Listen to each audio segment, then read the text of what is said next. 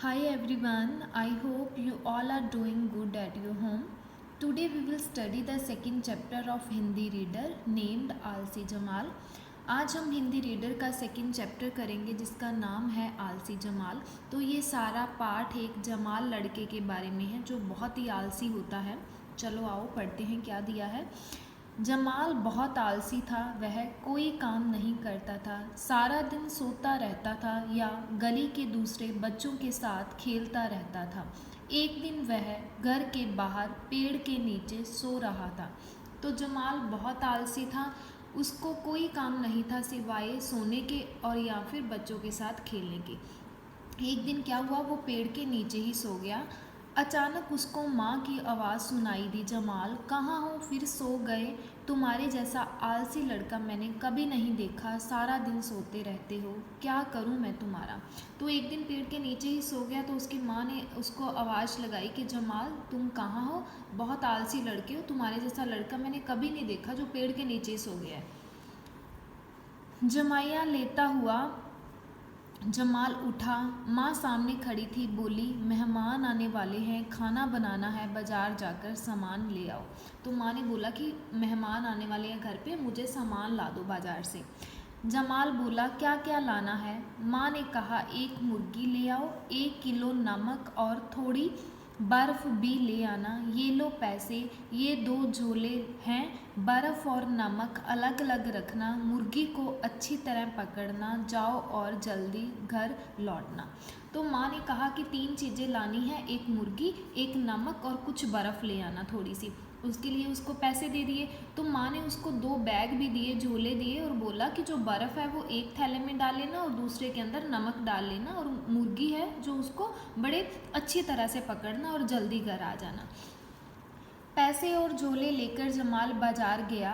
वहाँ उसने नमक खरीद कर झोले में डाला, बर्फ़ खरीद कर दूसरे झोले में डाली और उसे पीठ पर रख लिया. फिर उसने मुर्गी खरीद कर बगल में दबा ली. अब वह सीटी बजाता हुआ घर की ओर चला. जो सामान उसकी माँ ने बोला था सारा सामान जमाल ने ले लिया. अब वो घर की ओर आ रहा था.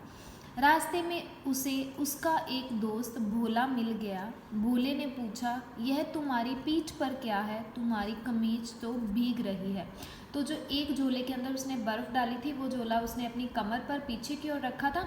तो रास्ते में उसको एक उसका दोस्त मिला भोला. तो भोले ने कहा कि तुम्हारी तो कमीज़ पीछे से सारी गीली है, इस झोले के अंदर क्या है. तो जमाल ने सोचा थोड़ी देर कमीज सुखा लूँ. उसने बर्फ़ का झोला नीचे रखा, नमक का झोला उसके ऊपर रख दिया. वह मुर्गी को बगल में दबाए दबाए भी थक गया था. उसने सोचा मुर्गी तो चल सकती है, मैं इसे उठाकर क्यों चलूं. उसने मुर्गी से कहा, देखो यह रास्ता सीधा है, इस सड़क पर सीधी चली जाओ, माँ तुम्हारा इंतज़ार कर रही है. इस तरह मुर्गी को सड़क पर छोड़कर जमाल अपनी कमीज सुखाने लगा. तो जमाल ने क्या सोचा कि चलो मेरी जो कमीज है वो बर्फ़ से गीली हो गई है, चलो थोड़ी देर में सुखा लेता हूँ. उसने क्या किया, बर्फ़ का झोला नीचे रखा, उसके ऊपर अपना नमक वाला झोला रख दिया. मुर्गी को बगल में दबाए हुए वो थक गया. तो उसने सोचा कि मुर्गी तो चल सकती है, मैंने इसको क्यों पकड़ा हुआ है. मुर्गी को नीचे उतारता और बोलता कि ये रास्ता सीधा ही है, सीधे सीधे सड़क पर चले जाओ, माँ तुम्हारा इंतज़ार करिए. मुर्गी को भी छोड़ दिया और अपनी कमीज को सुखाने लग गया.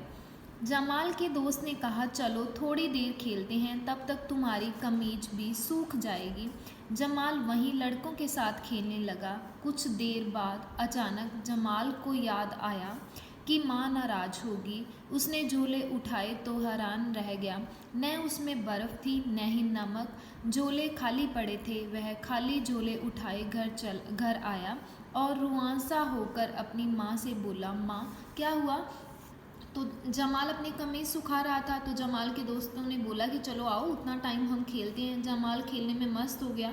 अचानक उसको याद आया कि हाँ माँ नाराज़ होगी, माँ ने तो जल्दी सामान मंगवाया था. जब उसने अपने दोनों झोले उठाए, देखा तो क्या था, बर्फ़ भी उतनी देर तक पिघल चुकी थी. तो बर्फ़ के झोले के ऊपर ही उसने नमक रखा था, तो नमक भी क्या था, बर्फ़ के साथ ही बह गया. तो दोनों झोले क्या थे, खाली पड़े थे. घर चला गया.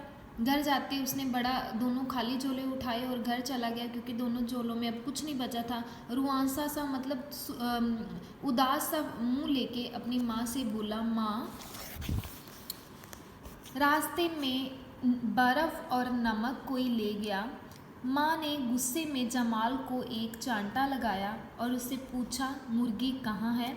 जमाल हैरान होकर बोला, क्या मुर्गी घर नहीं आई?